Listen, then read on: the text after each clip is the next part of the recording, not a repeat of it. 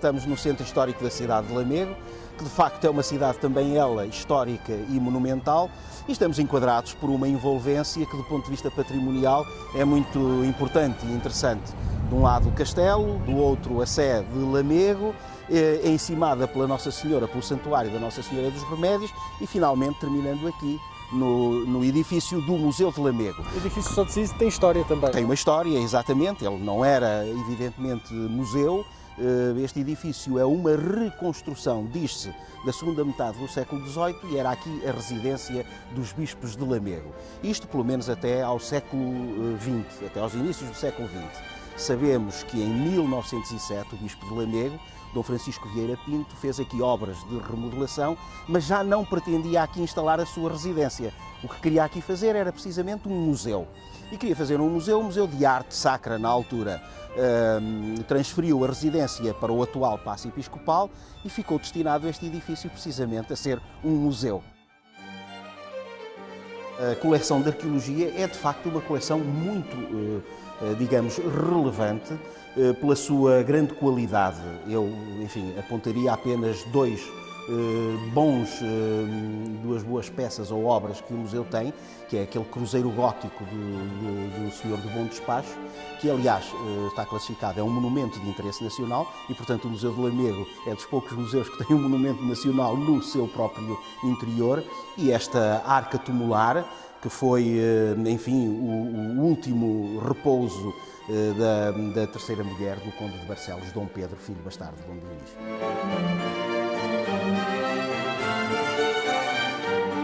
A coleção de pintura do Museu de Lamego, enfim, é uma coleção que pelo menos se projeta temporalmente do século XVI ao século XVIII, enfim, na parte, digamos assim, mais relevante.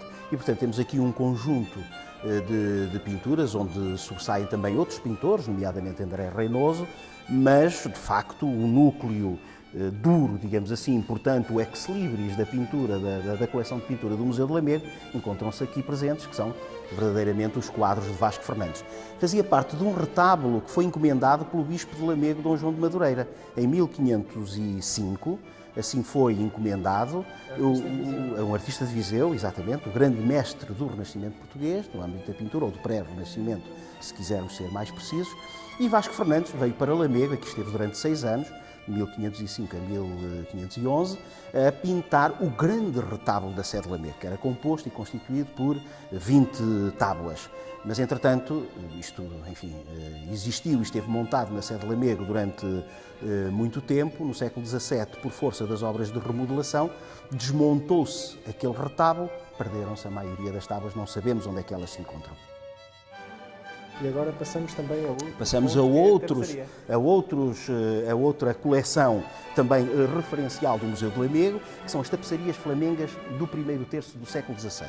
Ora, são extremamente importantes porque constituem desta época o melhor e o maior conjunto de coleções de tapeçarias, que nós designamos de panos de armar, das coleções nacionais.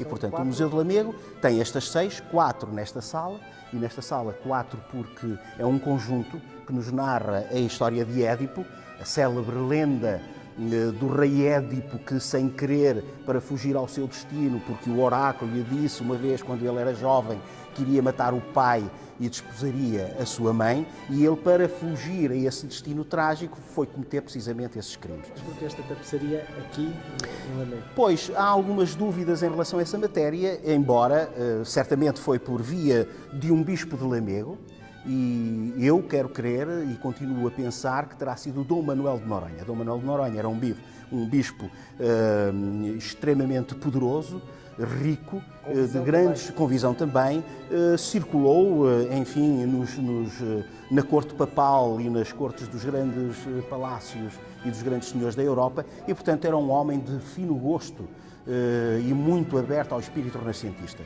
O melhor pano de armar que nós temos é precisamente este agora, que se encontra aqui atrás de nós, que nos narra, do ponto de vista da teologia, uma grande luta ligada à redenção do homem.